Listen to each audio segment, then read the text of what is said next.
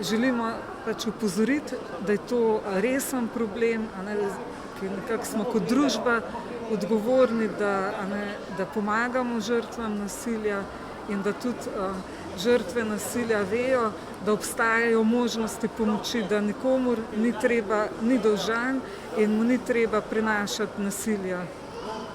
Kakšne so vaše izkušnje kot regijska predstavnica na tem področju?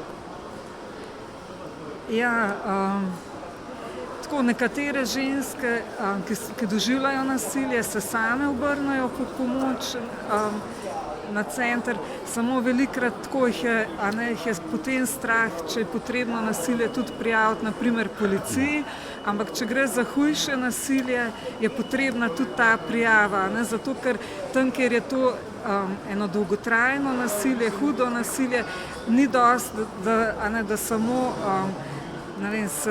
svetovalno pomoč nudimo, ampak so potrebne tudi, da se sprožijo postopki in ukrepi za zaščito žrtev.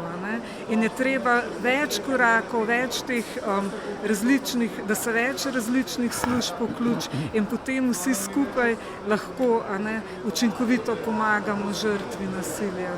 Ali menite, da mora žrtev nasilja spregovoriti takoj v začetku, ko se ti problemi začnejo?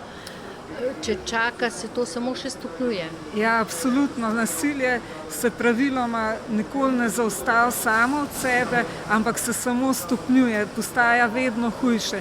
In tudi ženske, tudi po izkušnjah vidimo, dalj časa, ko so žrtve nasilja, težje si poiščejo pomoč. To pa zato, ker jih pač ti povzročitelji nasilja tudi ustrahujejo in grozijo, da bo še slabše, če bojo komu povedale za nasilje, in potem jih je strah in res verjamejo, da bo potem še slabše, če bojo o tem spregovorile. Tudi večinoma se ženske tudi čutijo krive, da so one krive, zato ker se jim dogaja, ker jim pač ti povzročitelji stalno nekaj očitajo in te občutke krivde nalagajo.